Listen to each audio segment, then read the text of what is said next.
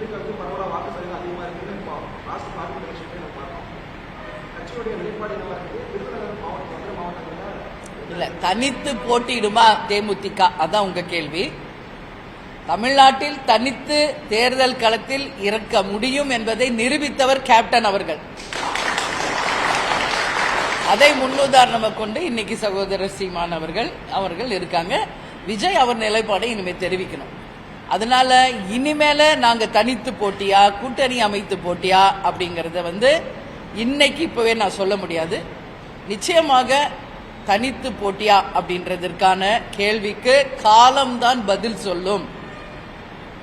எனவே நிச்சயமாக அதற்கான சந்தர்ப்பம் வந்தால் அதுக்கு ஒண்ணு நாங்க பயப்படக்கூடியவர்களோ சளைக்கக்கூடியவர்களோ கிடையாது. தேசிய முற்போக்கு திராவிட கழகம் ஏன்னா எத்தனையோ தேர்தல்களை எத்தனையோ இடைத்தேர்தல்களை தனியாகவே களம் கண்டவர்கள்.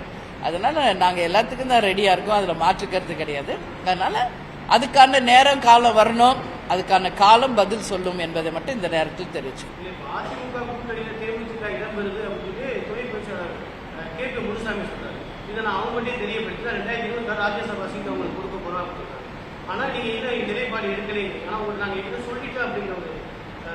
இல்ல, அதிமுக அவங்க கருத்து சொல்லியிருக்காங்க, அதை நாங்கள் வரவேற்கிறோம். ஏன்னா 2026 ராஜ்யசபா சீட் தரப்படும் என்பதை அவங்க தான் அறிவிச்சிருக்காங்க.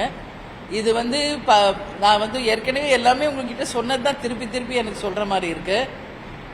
5 பாராளுமன்ற தொகுதி பொறுப்புகளுக்கு நம்ம அறிவித்த போதே ராஜ்யசபாவும் அறிவிக்கப்பட்ட ஒண்ணுதான். ஆனா வருஷம் அதுல குறிப்பிடவில்லை. அதனால நாங்க அப்பவே கேட்டோம் வருஷம் குறிப்பிடுங்கன்னு. அப்படி வருஷம் குறிப்பிடுவது வழக்கத்தில் இல்லை என்று அண்ணன் எடப்பாடியார் சொன்னார். அதைவிட எழுத்துப்பூர்வமா நான் தர்றதை விட என்னுடைய வார்த்தைகள் தான் மிக மிக முக்கியம். ஒரு வார்த்தை கொடுத்தா மாற மாட்டோம் அப்படின்ற உறுதியும் அவர் கொடுத்தார். இப்ப இந்த முறை இல்லை, 2026 ராஜ்யசபா அப்படின்னு சொல்லியிருக்காரு.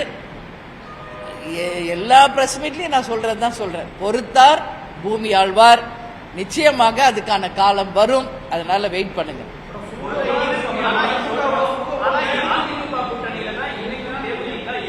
அதுதான் நான் சொல்றேன்ல, இன்னைக்கே உங்க கேள்விக்கு இந்த நிமிஷம் இப்பவே நான் பதில் சொல்ல முடியாதுன்றது நான் தெளிவா சொல்லிட்டு இருக்கேன்.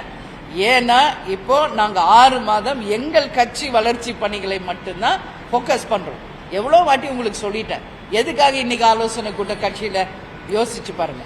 234 தொகுதிகளிலுமே எங்களுடைய நிர்வாகிகளை அளித்து கட்சியின் வளர்ச்சி அடுத்த கட்ட நகர்வை பற்றி அவர்களிடமும் நாங்கள் ஆலோசனை கேட்டு எங்கள் ஆலோசனைகளையும் அவங்களுக்கு கொடுத்து கட்சி வளர்ச்சியை நோக்கி நாங்கள் செல்கிறோம்.